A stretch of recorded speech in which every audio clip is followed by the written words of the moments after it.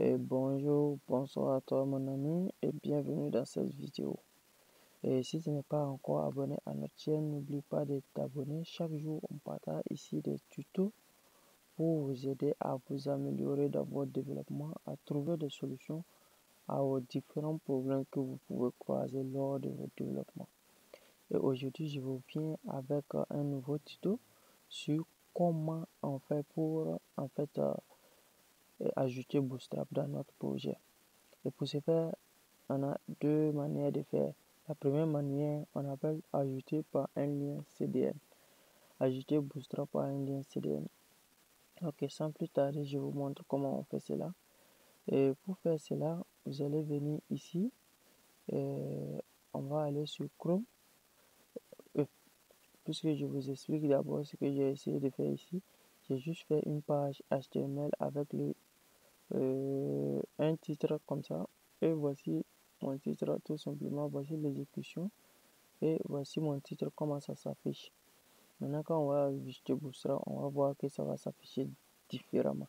Donc, on va aller sur le site de Bootstrap. Je vais aller sur le site de Bootstrap. Et là, je suis sur le site de Bootstrap. Je vais aller dans documentation. Documentation. Ok. Je suis sur documentation. Et je vais aller sur CDN Link. CDN Link et voici les deux liens. Ça, c'est pour le Bootstrap qui va se charger de notre CSS et ça, c'est pour le Bootstrap qui va se charger de notre JavaScript. Maintenant, dans cette partie, le CSS nous suffit déjà.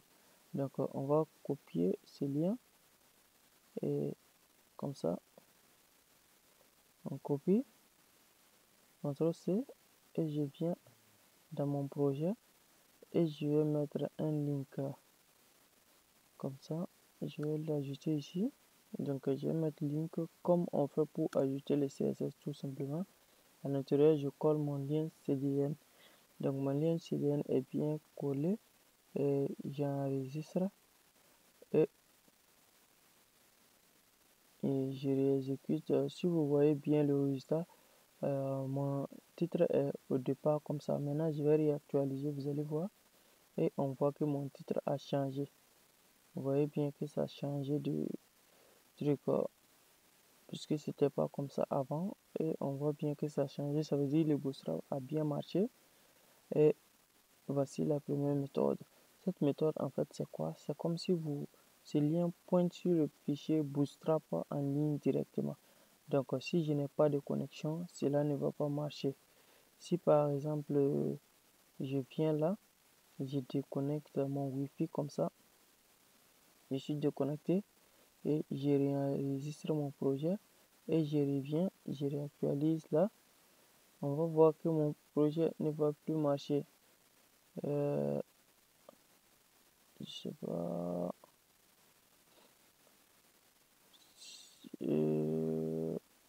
Bon là ça marche. Je crois que c'est parce que en fait je me suis déjà connecté, donc c'est comme si ça charge, c'est déjà chargé, donc même sans la connexion ça marche. Mais chez vous peut-être quand vous vous déconnectez carrément et que vous relancez l'application, vous allez voir que non, souvent le Bootstrap ne va plus marcher parce que cela pointe directement sur le fichier Bootstrap sur internet tout simplement. C'est un peu ça la première méthode. La deuxième méthode qu'on va voir, c'est de télécharger Bootstrap en local. Donc pour ce faire, j'enlève cette première méthode, j'enregistre, on vient réexécuter, vous allez voir mon titre va redevenir normal. Voici. Maintenant, la deuxième méthode, c'est de télécharger Bootstrap en local. Et pour ce faire, on va venir dans Download. Et voici le premier fichier Bootstrap que vous allez voir là. Compilage et compilage de CSS et JS. Donc vous allez télécharger ce fichier, appuyer sur télécharger et ça va se télécharger en zip sur votre ordinateur. Ok, et voici, c'est en train de télécharger. Ok, c'est bon. Maintenant, je viens dans téléchargement et voici, je vais couper tout simplement mon fichier et je vais venir dans mon dossier où j'ai en fait stocké mes différents fichiers. Là, c'est ici. Donc, je colle mon Bootstrap ici, tout simplement, et je mets ici extraire here. Donc, ça va extraire mon fichier et voici mon fichier est bien extrait. Maintenant, je vais renommer pour que ce soit facile et pour que par un nom facile. Donc, je vais effacer tout cela et ok, je vais taper entrée. Maintenant, on remarque qu'à l'intérieur du fichier Bootstrap, il y a un fichier JS et un fichier CSS. Donc, nous, on a besoin que du fichier CSS, c'est suffisant ici. C'est comme pour les liens. Les liens aussi, on a les liens pour CSS et pour JS. Donc, ici, le CSS nous suffit largement. Donc, et on va pointer tout simplement sur ces fichiers. Bootstrap.min.css. Donc, c'est ce que je vais faire au niveau de mon fichier. Là, d'accord. Je vais mettre encore un link comme je l'ai fait pour l'autre. Link. Comme ça. Et au niveau du link, je vais tout simplement ajouter mon fichier est au même niveau. Et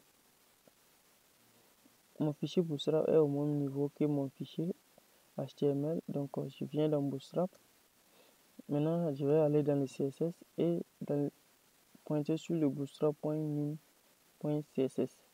Donc, bootstrap.min.css. Donc, c'est bon. J'enregistre. C'est bon, j'enregistre.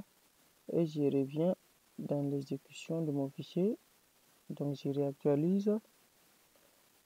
Et je vois que ça marche également. Donc, ça, c'est la deuxième méthode qu'on appelle pointer et télécharger Bootstrap en local.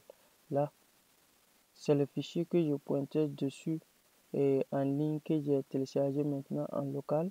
Et maintenant, je pointe sur ce Bootstrap en local tout simplement. Et voici ce fichier, tout simplement ici. Je pointe sur ce fichier en local et ça me permet de faire la même chose qu'en ligne. Donc, c'est un peu ça. Et dans la vidéo suivante, on va voir quelles sont les classes Bootstrap que vous devez savoir pour programmer plus rapidement. Et on se dit comme ça dans la prochaine vidéo.